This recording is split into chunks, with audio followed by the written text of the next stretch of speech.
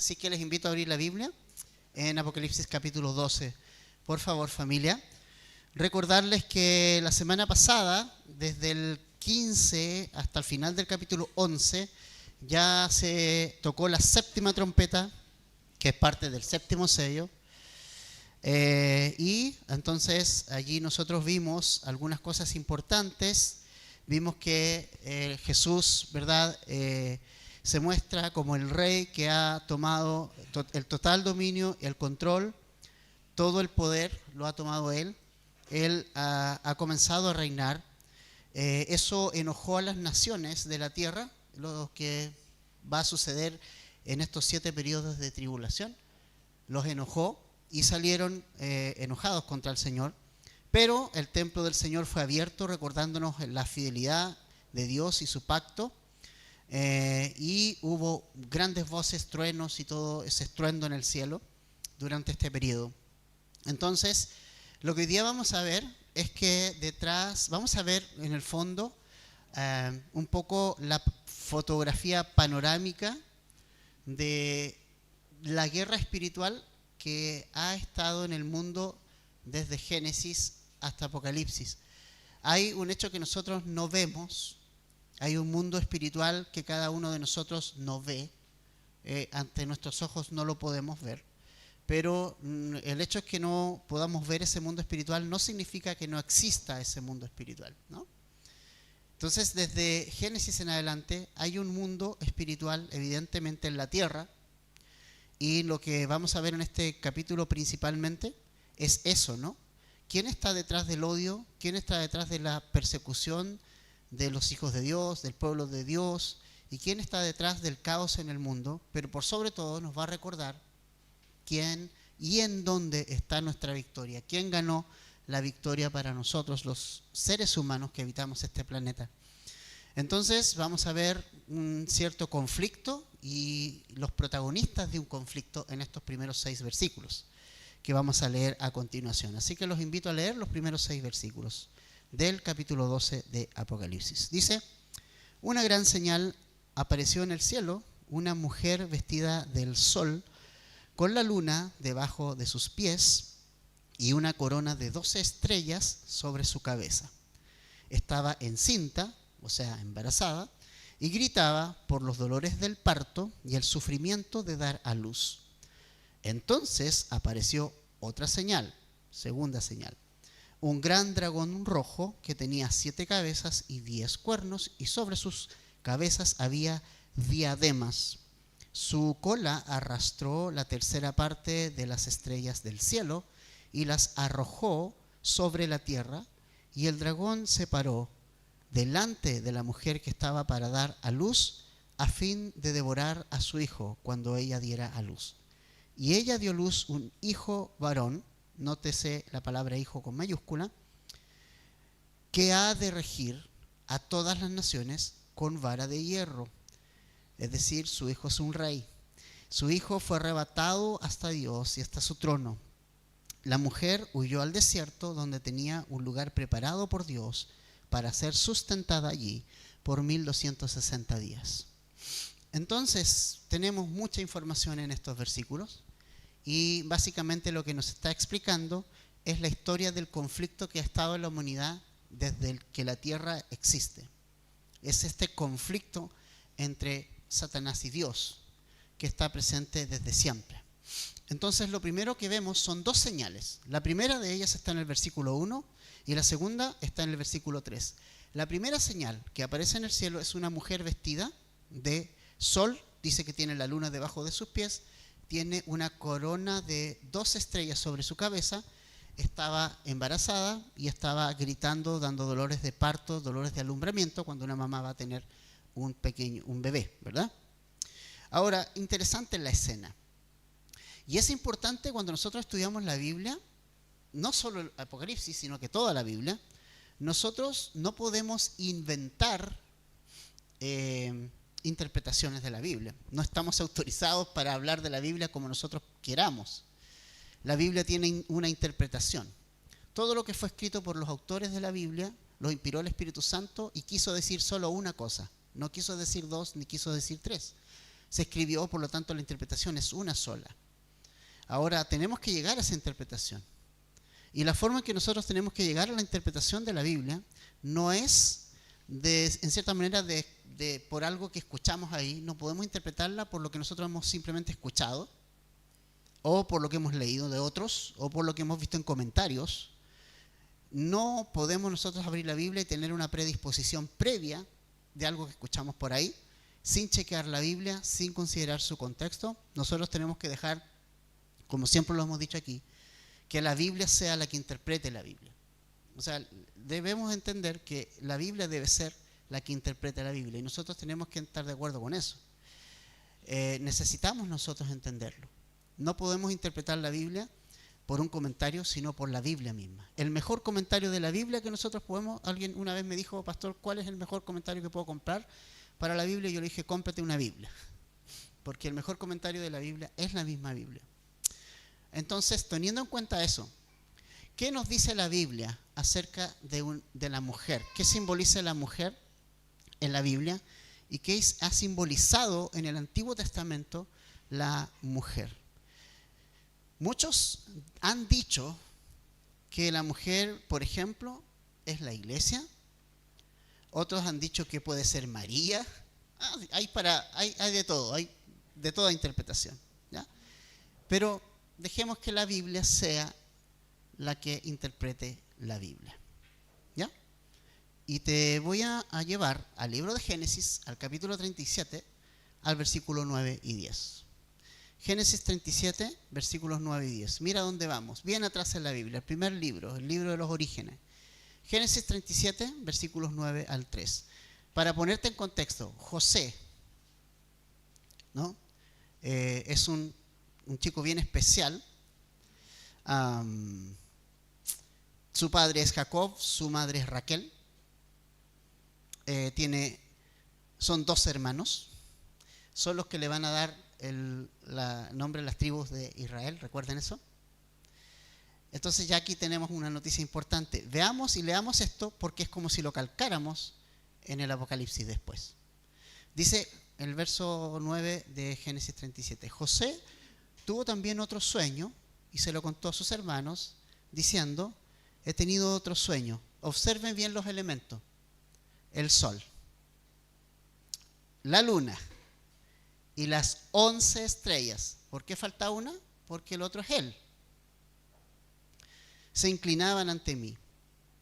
Cuando se lo contó a su padre y a sus hermanos, su padre lo reprendió y le dijo, ¿qué es este sueño que has tenido? ¿Acaso yo, tu madre y tus hermanos vendremos a inclinarnos hasta el suelo ante ti?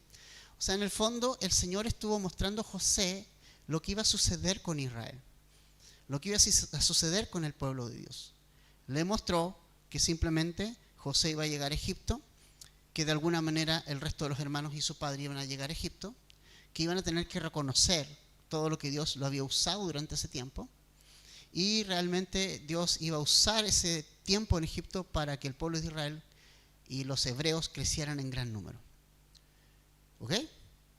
Entonces, en este sueño de Jacob, de José, el sol es Jacob, la luna es Raquel, y las 11 estrellas, los hermanos de José, agregándole a José, son 12 estrellas. Entonces, claramente, las 2 estrellas en el Apocalipsis y la mujer y toda la imagen que nosotros acabamos de leer en el versículo 1, no es nadie más sino Israel mismo. Calza a la perfección. Esta mujer embarazada con dolores de parto es Israel. Como dice también las profecías, que de una mujer virgen y de Israel debía nacer el que sería el Salvador. Nosotros necesitamos entender eso, ¿no? De los judíos vienen los pactos, dice Romanos 9, de los judíos viene la ley, y de ellos, según la carne, vino el Cristo, vino nuestro Salvador. Y esto es un punto importante porque te caiga bien Israel o te caiga mal Israel, hay una verdad que nosotros no podemos obviar, y es que de Israel viene el Salvador. Que el propósito divino de Dios para esta nación de Israel fue traer a través de su línea genealógica, a través de los judíos al Salvador nuestro. ¿Ok? ¿Nos guste o no nos guste? Jesús le dijo a la mujer samaritana en Juan 4:32, ¿recuerdan ustedes? Ustedes adoran lo que no conocen, les dijo a la mujer samaritana. Nosotros adoramos lo que conocemos, porque la salvación viene de los judíos. El Salvador del mundo es judío. Jesús. Debía ser así por todas las profecías que hubo en el Antiguo Testamento. Entonces, la mujer no es otra persona, sino que no es una persona, sino en realidad está representando a Israel, a toda la nación de Israel. Y solo para completar, quiero darte algunos pasajes donde sigue comparando a Israel con una mujer. Solo te los voy a dar si estás anotando, porque por tiempo no podemos leerlos todos. Isaías 54 del 1 al 6. Tenemos a Jeremías capítulo 3, versículo 20. También se compara con una mujer infiel a Dios, ¿no? También está Ezequiel, capítulo 16, versos 8 al 14. Y tenemos Oseas, capítulo 2, versos 19 al 20. La mujer siempre ha simbolizado a Israel en el Antiguo Testamento, y más con todas las características que plantea aquí Apocalipsis, calza perfecto en el sueño de José. Por lo tanto, ya sabemos la identidad de la mujer, es Israel. Ahora, ¿qué pasó con esta mujer? Dice que estaba encinta y que está teniendo un hijo. ¿Quién es ese hijo? Jesús. Jesús es el hijo que está teniendo esta mujer, que es Israel, ¿no? Que Israel obviamente nos dio al mundo entero, a través de su línea genealógica, al Salvador del mundo. ¿Cuál es la otra señal del cielo? La segunda señal ya nos muestra el conflicto. Nos dicen los versos 3 y 4 que apareció esta señal del cielo. Aparece un gran dragón rojo que tenía 7 cabezas, 10 cuernos. En su cabeza había 7 diademas. Dice que además arrastró con su cola la tercera parte de las estrellas del cielo. Ya dijimos que las estrellas del cielo, lo hemos visto mucho, son los ángeles. Por lo tanto, estamos hablando de un conflicto que hubo en el cielo y que finalmente Satanás fue arrojado a la tierra con una tercera parte de las estrellas del cielo. Es decir, tomó la tercera parte de los ángeles y se vino a morar en la tierra. No hay misterio aquí. El dragón, ¿quién es? Satanás. Lo dice el verso 9 de Apocalipsis 12, lo dice muy claramente. Dice, y fue arrojado el gran dragón, la serpiente antigua, que se llama Diablo y Satanás. Clarito. O sea, el dragón es Satanás. Derechamente Satanás, ¿ya? Ahora, ¿por qué 7 cabezas y 10 cuernos? Bueno, las 7 cabezas simbolizan de cierta manera el poder que Dios le ha permitido tener a este enemigo llamado Satanás. Le ha dado una cierta campo de acción, pero temporal, sobre los reinos del mundo. Recuerden ustedes que describe la Biblia a Satanás como el príncipe de este mundo, y los 10 cuernos simbolizan algún tipo de, podríamos decir, coalición, una coalición o coaliciones que pactaron con Satanás, y especialmente el anticristo, que vamos a ver en el 13, que obviamente en Daniel 7 está más detallado, ¿ya? Ahora, ¿cuál es el conflicto familiar? Aquí quiero que yo sé que esto puede ser un poquito cansa nuestra mente para comprenderlo, pero siempre tratamos de ir a lo práctico. ¿Cuál es el propósito de Satanás y cuál siempre ha sido el propósito de Satanás desde el comienzo hasta el fin? Es destruir la obra de Dios. Siempre Satanás ha querido destruir la obra de Dios y ha querido destruir la obra de salvación. Satanás no quiere que el hombre sea salvo. Satanás no quiere que el hombre tenga vida eterna. Satanás no quiere que el hombre tenga una posibilidad y una opción de salvarse. Entonces lo que Satanás hizo a partir desde Génesis capítulo 3 versículo 15, donde Dios anuncia la venida de un Salvador a través de una mujer virgen, porque Dios le dijo a la mujer en Génesis 3:15, tu simiente en tu simiente, ¿verdad? Pondré enemistad con Satanás. ¿Se fijan? Ahí está el conflicto. Satanás comenzó a ver a la mujer como su enemigo número uno, porque de una mujer virgen iba a nacer el Salvador del mundo. Y entonces empieza el conflicto. Satanás intenta cortar la línea genealógica por donde debe venir el Salvador, que es Jesucristo. Lo intentó desde un comienzo y quiso drásticamente terminar con la línea genealógica, porque hubo un asesinato apenas partió el mundo casi, ¿no? Caín mata a su hermano Abel. Abel era la línea genealógica por donde iba a venir el Salvador, y Satanás intenta cortar la línea genealógica. E inmediatamente vemos a Satanás tratando de impedir que el Salvador y el plan de que llegue el Salvador se frustre. Luego, más adelante, en Génesis 6, ángeles se mezclan con humanos, toman forma humana y tratan de genéticamente modificar la composición del hombre.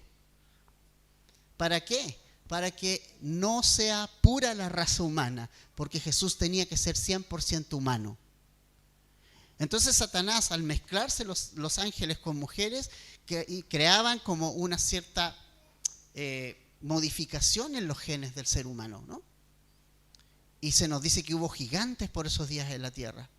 Más adelante, ¿recuerdan los que siguieron el estudio de Reyes? En Segunda de Reyes, capítulo 11, en el capítulo completo, hay una mujer llamada Atalía. Ella fue hija de Acab y Jezabel. Yo creo que Jezabel la ubican, ¿no? La peor mujer que ha pasado y más malvada mujer que ha pasado, yo creo, por la historia en el Antiguo Testamento. Ella, para llegar al trono, hizo dos cosas. Bueno, asesinó, así, pero sin ningún problema, a sus propios nietos. Los quiso asesinar para que no subieran al trono, sino que ella pudiera subir al trono, ¿no? Dice la historia. Pero uno de ellos era Joás, a quien el Señor lo guardó y lo escondió, y 6 años después el sacerdote Joiada lo coronó mandando ejecutar a Atalía. Tenía 7 años cuando fue coronado rey. ¿Se acuerdan los que estuvieron en ese capítulo? O sea, Satanás, familia, ha usado, pero durante todo el Antiguo Testamento ha querido cortar la línea del Salvador, porque Él no quiere que el hombre conozca a Jesús, Él no quiere que el hombre tenga vida eterna, Él no quiere que tenga el hombre un Salvador personal. Y como si fuera poco, Herodes, cuando Jesús ya había nacido, mandó a matar a todos los niños menores de 2 años en Mateo capítulo 2 para matar y asesinar a Jesucristo. ¿Se dan cuenta? Nosotros estamos aquí cómodamente en 2026, pero la historia de la humanidad ha tenido una lucha absolutamente fuerte. El enemigo, el Satanás, que está en el mundo espiritual que no vemos, ha intentado por todos los medios de impedir que Jesucristo venga, tome nuestro lugar, pague por nuestros pecados en la cruz del Calvario y resucite al tercer día. Él ha tratado de impedir eso a través de toda la historia. ¿Y sabes qué, familia? Satanás siempre va a querer abortar el propósito que Dios tiene con tu vida. Satanás siempre va a querer tratar de boicotear lo que Dios quiere hacer en ti. Tú vas a querer seguir al Señor, tú vas a querer a lo mejor tomar tu decisión por Cristo, pero tenlo por seguro que Satanás no se va a quedar tranquilo. Si tú quieres realmente seguir al Señor, si tú realmente quieres seguir a Cristo, si tú quieres seguirlo como tu Señor y como tu Salvador, realmente Satanás va a pararse, Satanás va a querer abortar todo ese propósito. Y si Cristo habita en ti y estás haciendo su voluntad, tendrás la oposición. Sin embargo, la Escritura nos muestra, a través de todo lo que hemos leído, que el plan del Señor se ejecuta sí o sí. Nada impidió que Jesús naciera. Satanás no pudo impedir que Dios trajera al Salvador en este mundo. Por lo tanto, familia, no estamos interesados en Satanás. ¿Nosotros sabemos que se va a parar contra nosotros? Sí. ¿Nosotros sabemos que anda como león rugiente? Sí. Pero nosotros necesitamos conocer a Jesús, y hacer su voluntad. Eso es lo que necesitamos. El Señor se encarga de Satanás, no nosotros. Él se encargó de Satanás. Él se encargó de juzgarlo. Él se encargó de derrotarlo. Él se encargó de que sus planes no avanzaran. Él se encargó de todo eso. ¿Ah? Muy interesante y muy importante. Por lo tanto, es el Señor el que se encarga de Satanás, no nosotros. Nosotros nos encargamos de seguir a Jesucristo. Nosotros nos encargamos de mirarlo, de seguir sus pisadas. Y simplemente confiar en lo que Dios ha hecho, enviándonos al Salvador Jesucristo a morir por cada uno de nosotros. Y aunque Satanás tenga poder, sí tiene poder, influencia, sí también tiene influencia, nosotros no estamos interesados en él, estamos interesados en seguir a Jesús. Muy importante. Ahora,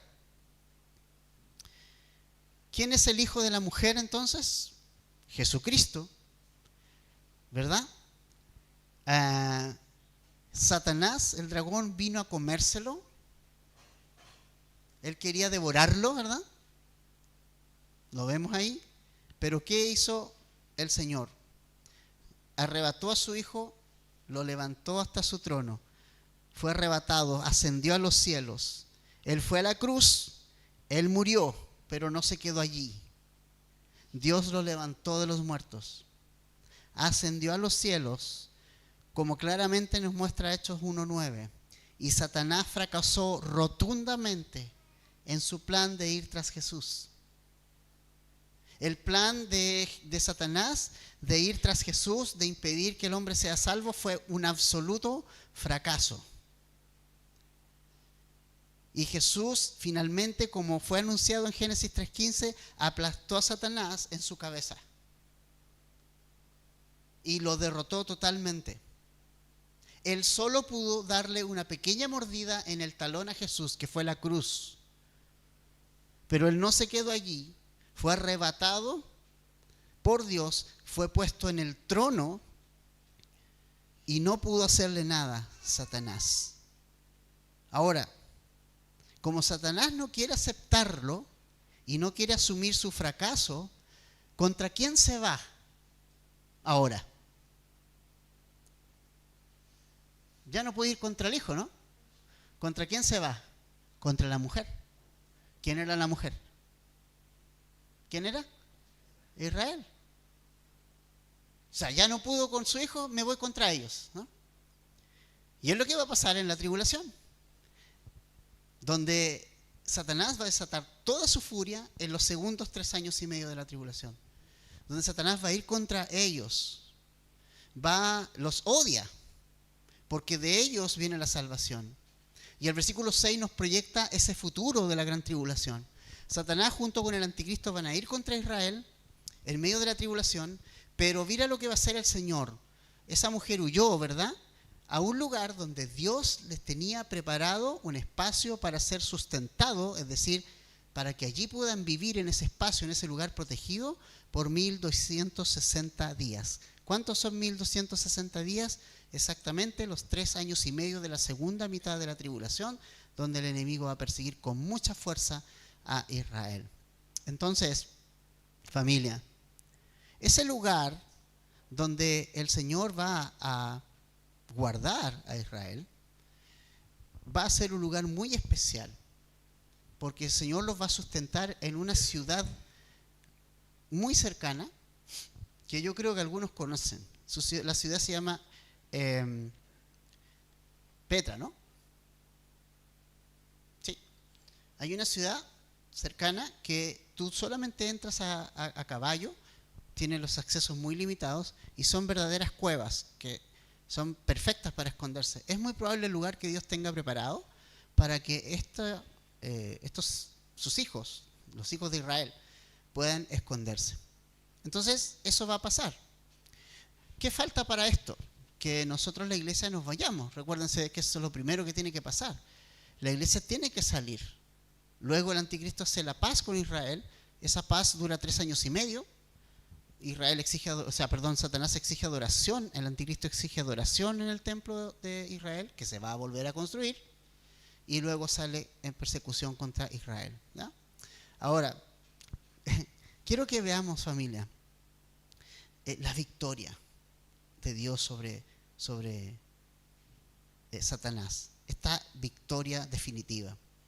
Dice que el 7, entonces hubo una guerra en el cielo. ¿Se fijan que es un conflicto constante? Miguel y sus ángeles combatieron contra el dragón, Satanás, y el dragón y sus ángeles lucharon, pero no pudieron vencer, ni se halló ya lugar para ellos en el cielo, y fue arrojado el gran dragón, la serpiente antigua que se llama Diablo y Satanás, el cual engaña al mundo entero, y fue arrojado a la tierra, y sus ángeles fueron arrojados con él. O sea, literalmente, familia, hubo una guerra en el cielo. Literalmente hubo un conflicto espiritual de dos poderes. Y este conflicto espiritual de dos poderes son el Señor por un lado, Satanás por el otro. Fíjense ustedes que Jesús no lucha, el Padre tampoco. Ellos tienen un ejército. Está Miguel comandando este ejército, ¿no? Y lucharon contra Satanás y su propio ejército, que también tiene su propio ejército, ¿no? Entonces, no pudieron vencer a este ejército divino, el ejército de Satanás. No pudo vencer. ¿Y sabes qué, familia? Me llama mucho la atención lo que dice este pasaje, especialmente el versículo 10. Quiero que veamos el versículo 10. Dice: entonces oí una gran voz en el cielo que decía: ahora ha venido la salvación, el poder y el reino de nuestro Dios y la autoridad de su Cristo, porque el acusador de nuestros hermanos, el que nos acusa delante de nuestro Dios día y noche, ha sido arrojado. Entonces, mira, familia, escucha bien esto. La salvación, el poder, el reino y la autoridad es del Señor. Satanás ha sido vencido, ¿ya?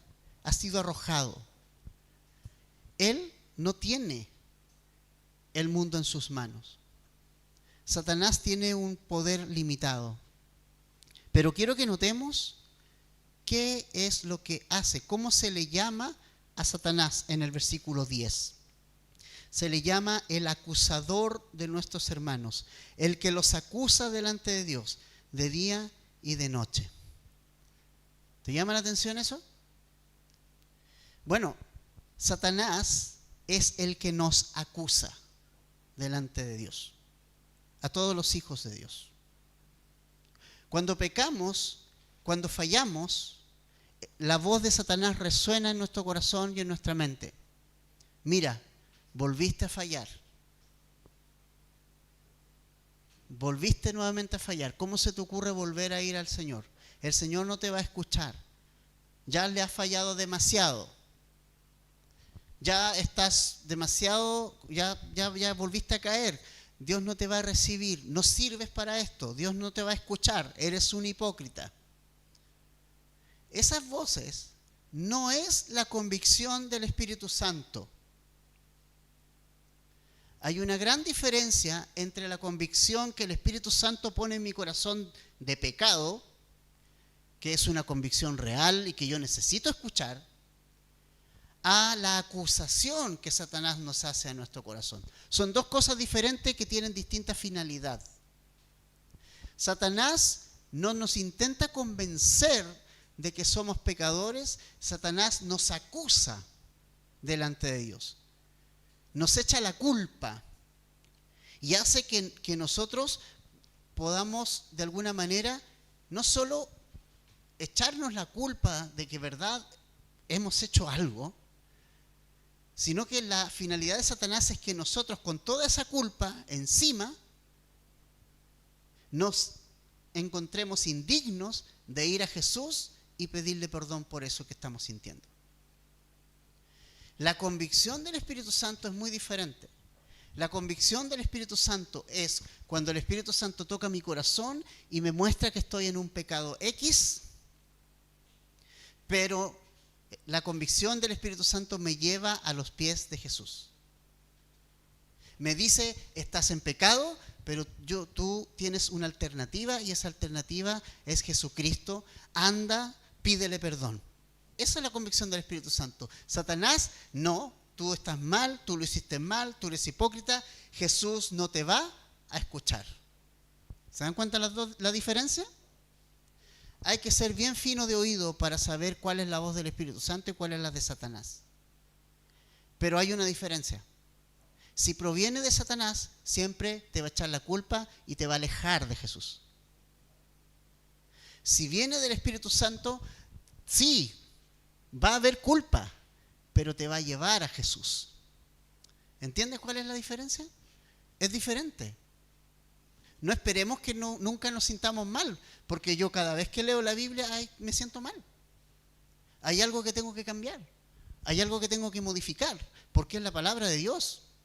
Y me muestra, me redarguye. Obviamente tiene que pasar eso, pero cuando el Espíritu Santo me convence, no me lleva a echarme simplemente la culpa, sino que me lleva a echar toda mi culpa en los pies de Cristo y decirle perdóname. En cambio, Satanás solo te echa la culpa. Y le agrega, Jesús jamás va a volver a recibirte. Esa es la voz del acusador. O sea, el trabajo full time de Satanás es hacernos sentir condenados para paralizarnos, para desanimarnos, para terminar apartándome de la gracia de Dios y decir, no, la gracia de Dios no. Ese es el trabajo de Satanás. Y es muy diferente cuando hay convicción de pecado por el Espíritu Santo, porque el Espíritu Santo me guía al arrepentimiento, me guía a Jesús, me guía a correr a Jesús, me guía a correr a su gracia. Te lleva a confesarlo una y otra vez, te da paz, pero Satanás no desea que te arrepientas. Solamente te acusa para sentirte culpable, con el fin de que no te arrepientas, que no vayas a Jesucristo. Entonces, la pregunta que tenemos que hacernos es, ¿cómo vencer a este acusador? ¿Cómo puedo vencer cuando venga la culpa? Cuando este Satanás venga y me diga, no, mira lo que has hecho, Dios no te va a perdonar. ¿Cómo? ¿Cómo lo vamos a hacer? Verso 11, ¿cómo lo vencemos? Ellos lo vencieron por medio de la sangre del Cordero y por la palabra del testimonio de ellos, y no amaron sus vidas, llegando hasta sufrir la muerte. Fíjate, ahí está la forma de vencer. Cuando Satanás nos acusa, nosotros no tenemos que defendernos con buenas obras. No tenemos que decirle a Satanás, no, Satanás, estás equivocado, yo soy una buena persona. No, no es así. Porque en el fondo lo que Satanás me dice es real. No tenemos que tratar de parecer buenos. ¿Cuál es la forma de vencer entonces? ¿Qué es lo que dice? ¿Cómo lo vencieron ellos en el 11? ¿Con qué? ¿Por medio de qué? La sangre del Cordero. Eso es lo primero. Eso es lo primero. O sea, fíjate, Satanás ha sido arrojado de nuestra vida por la sangre del Cordero. Por eso nosotros no creemos, y la Biblia no nos dice que Satanás puede estar en el corazón de una persona que conoce a Jesucristo. Porque la deuda que nosotros teníamos con Dios fue pagada en su totalidad por Jesús en la cruz del Calvario. Fue completamente pagada por Él. Y cualquier persona que venga a Jesús, que lo reciba en su corazón, es victorioso sobre Satanás. Y Satanás ya no le va a poder hacer nada. ¿Ok? Entonces, ¿qué tenemos que hacer nosotros? Darle testimonio, como dice ahí. Eso es lo segundo que tenemos que hacer, por la palabra del testimonio de ellos. O sea, nosotros tenemos que compartir la buena noticia con los demás. Y alguien me dice, pero es que el mundo está bajo Satanás, muchos están endemoniados a lo mejor. Pero acá nos dice que si ellos creen en la sangre de Jesús, ellos son vencidos y Satanás es arrojado. O sea, alguien que recibe a Cristo, aunque tenga una legión dentro, inmediatamente sale de ahí. ¿Por qué? Porque es la sangre de Jesús. poderosa para limpiar todo, poderosa para quitar todo, poderosa para sacar todo dentro de nuestro corazón, ¿no? Entonces, cualquier persona que venga a Jesús es un vencedor por medio de la sangre de Jesús, ¿ya? Confiesan abiertamente lo que Dios ha hecho en sus vidas y morimos a nosotros mismos, como dice el versículo 11, ¿no? No amaron sus vidas, porque una persona que vive para Jesús no ama su vida. Una persona que vive para Jesús no se ama a sí mismo. Una persona que vive para Jesús ama a Cristo. No se ama a sí mismo. Una persona que vive para Jesús no está aferrado ni a Él ni al mundo, está aferrado a Cristo. Entonces Satanás no puede hacer nada con un cristiano que ya se considera crucificado con Cristo. No lo puede derrotar, no puede hacer absolutamente nada. Ya Satanás en ti no puede hacer nada porque tú tienes el Espíritu Santo, porque la sangre de Jesús ha sido aplicada a tu vida. Entonces Satanás ya no puede hacer nada. Entonces, ¿qué hacemos? Bueno, nos regocijamos, dice el versículo 12, ¿no? Como dice el 12, por lo cual regocíjense cielos y los que moran en ellos. Ay de la tierra y del mar, porque el diablo ha descendido a ustedes con gran furor, sabiendo que tiene poco tiempo. ¿Te das cuenta? O sea, nosotros vamos a estar gozando en los cielos, morando con el Señor, pero Satanás ha sido arrojado a la tierra y va a tener muy poco tiempo acá abajo. Le quedan 3 años y medio, no le queda nada, ¿ya? Mientras nosotros, la iglesia, estamos gozosos con el Señor, regocijándonos con el Cordero de Dios, y Satanás operando con furia en lo que queda cortito tiempo del reloj que tiene Satanás. Ahora, obviamente el odio de Satanás va contra Israel, ¿no? Dice el 13, cuando el dragón vio que había sido arrojado a la tierra, persiguió a la mujer que había dado a luz al hijo varón, ¿se acuerdan? Y se le dieron a la mujer 2 alas de águila, a fin de que volara de la presencia de la serpiente al desierto, a su lugar donde fue sustentada por un tiempo, tiempos y medio tiempo. Otra vez, 3 años y medio. Entonces, Satanás al caer a la tierra, familia, va contra Israel. Familia, no es natural el odio del mundo hacia los judíos. El odio del mundo hacia los judíos es una obra de Satanás. Hitler mató 6 millones de judíos guiado por el ocultismo y el misticismo satánico. Lean. No se queden con lo que le dicen. Hitler fue un ocultista y un místico que leía autores que tenían unas enseñanzas de nueva era, pero así al máximo. Y practicaban el ocultismo. Hitler hacía sesiones ocultistas en sus reuniones con los demás. Todo lo que él hizo fue absolutamente satánico y operado por espíritus demoníacos en él. Y es lo mismo que hoy día opera. Todos estamos de acuerdo que Israel son blancas palomas. Mi pregunta es, ¿soy yo una blanca paloma? No. Pero Dios me amó, Dios me salvó, Dios me rescató. Veo en Israel y Dios la gracia que Él tiene con nosotros también. Si eres antisemita, revisa tu corazón, mi hermano. Porque el antisemita más grande es Satanás. Se va a ir contra Israel con un odio sobrenatural. Y se va a ir con toda su furia. Pero el Señor los va a guardar. Jesucristo le dijo a sus discípulos en Mateo 24, 15 y 16, que cuando la gente vea la abominación desoladora, cuando Satanás se presente en el templo como a quien deben adorar, los que estén en Judea deben huir a los montes. Esos montes que el Señor tiene preparados para Israel allí, ¿no? Entonces, el Señor sustentará a su pueblo. Muchos de los estudiosos de las profecías creemos que obviamente este lugar, ese refugio es la ciudad de Petra, ¿no? Que está en Jordania actualmente. Dios le dará protección divina sobrenatural, los va a guiar con alas de águila y los va a sustentar de manera sobrenatural como lo hizo con el maná en el Éxodo, tal cual, ¿no?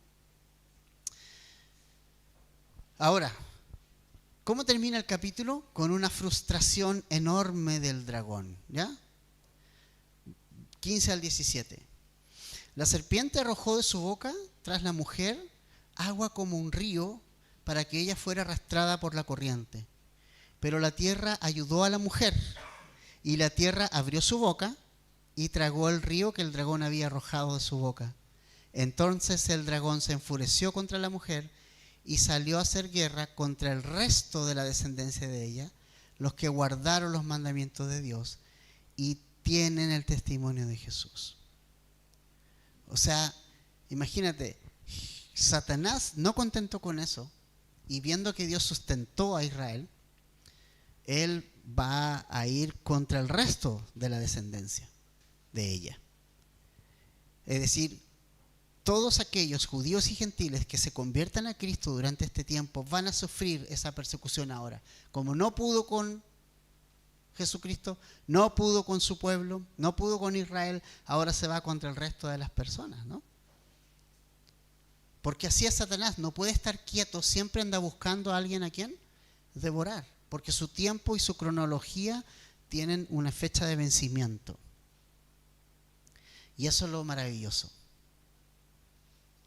¿Qué hace usted cuando encuentra un producto en su despensa que está con fecha de vencimiento? Sobre todo si es tan delicado como una leche, por ejemplo, o algo que puede caer mal. Inmediatamente es botada a la basura, ¿no? Se derrama y se bota a la basura.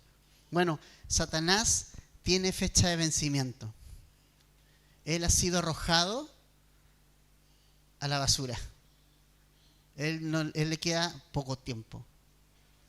Y en este poco tiempo, él quiere engañarnos, él quiere engañar al máximo de personas, porque el infierno no fue hecho para las personas, el infierno fue hecho para Satanás. Porque Dios no quiere que el hombre vaya al infierno, fue hecho para Satanás. Y Satanás engaña a las personas para que se vayan con él.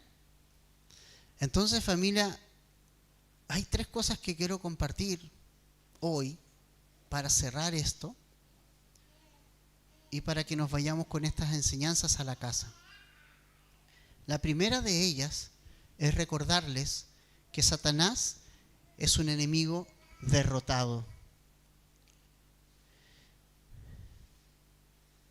Es decir, Satanás, familia, está operando con un tiempo prestado.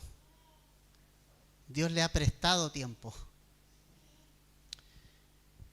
Satanás no tiene la última palabra sobre mi vida. Satanás no tiene la última palabra sobre mi familia. Satanás no tiene la última palabra sobre mi ministerio. La iglesia es un freno para Satanás. En realidad, si el mundo supiera, familia, lo que le espera cuando la iglesia sea arrebatada, en lugar de criticar, nos darían gracias. Y yo necesito entender esto, que mi presencia en este mundo, en mi trabajo, en la universidad, en el hogar, es lo que está deteniendo el desenfreno de Satanás hoy día. El hecho que tú y yo estemos aquí, ¿eso es lo que está deteniendo a Satanás? Tú me dices, pero si yo soy tan débil, pero lo estás haciendo. Estás deteniendo con tu presencia aquí, tú y yo, estamos deteniendo la obra que Satanás quiere hacer, la furia que Satanás va a manifestar en la tribulación.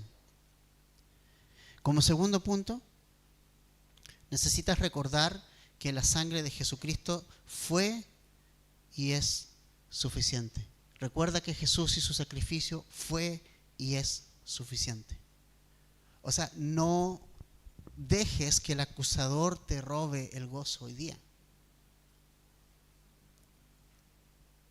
Si hay pecado en tu vida, confiésalo y recibe el perdón de Dios.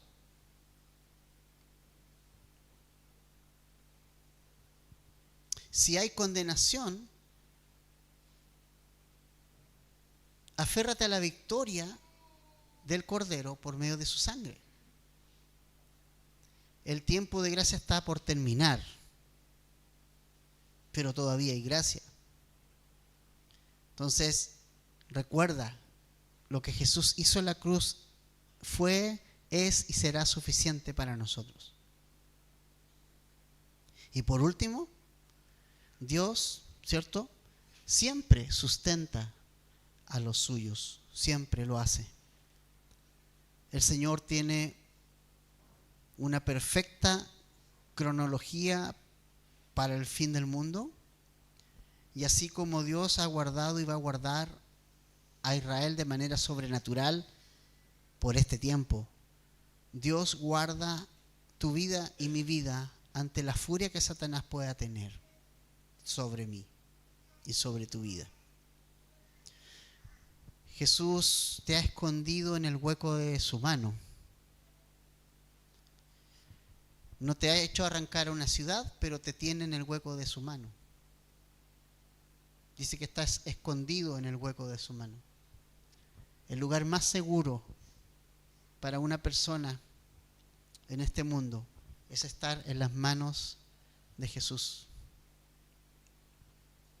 No en el sentido de que no le va a pasar nada y no le van a pasar cosas, sino en el sentido de que el propósito de Dios va a cumplirse porque Él te tiene aquí. Y no va a haber ningún poder y dominio, por más fuerte que sea, que nos separe de ese propósito. Jesús desea no solamente darte la victoria, sino que desea sustentarte en medio de las dificultades. O sea, Dios te da comida en medio de las dificultades. Dios te da sustento.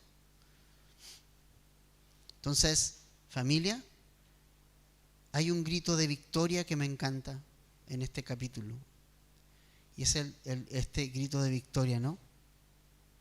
De que el Señor ha vencido. Que ha venido el poder, el reino de nuestro Dios y la autoridad de su Cristo. El acusador ha sido expulsado delante de nosotros. Ha sido arrojado a la tierra.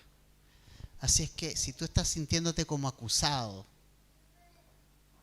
si tú estás sintiéndote como, escuchando esas voces como, no, ¿cómo vas a volver a ir a la iglesia si mira como lo que hiciste? ¿Cómo vas a volver a orar? Bueno, y si hiciste algo, ya sabes dónde ir. O sea, pídele perdón al Señor y Él va a perdonarte. Pero no caiga en esto de que simplemente te quedas con la culpa y no vas a ir a Jesús a solucionar tu problema. Porque Jesús no nos rechaza. Si confesamos nuestros pecados, Él es fiel y justo para perdonar nuestros pecados y limpiarnos de toda maldad. Y esa es una carta que Juan escribió a los discípulos. No creas en eso de que Jesús no te va a perdonar. Porque Jesús va a perdonar todo pecado que el Espíritu Santo me convenza y yo lo confiese. Pero el acusador solo quiere sacarte en cara todo y quiere alejarte de Jesús. No quiere que vayas a Él. Quiere que lo veas como que Jesús no te va a hacer nada, no te va a perdonar, olvídalo. Ese es Satanás. Pero recuerda que Satanás fue expulsado. La sangre del Cordero es la victoria en nuestra familia. No fue nada que hicimos nosotros ni que podamos hacer nosotros. No es nada que nosotros podamos hacer. ¿Se han dado cuenta que siempre tenemos la tendencia a hacer algo? Siempre tenemos la tendencia a hacer algo, ¿no? Que hay que hacer algo. La verdad es que Jesús hizo todo. En su sangre está la victoria. En ponernos bajo su señorío. En morir a nosotros y ponernos bajo Él.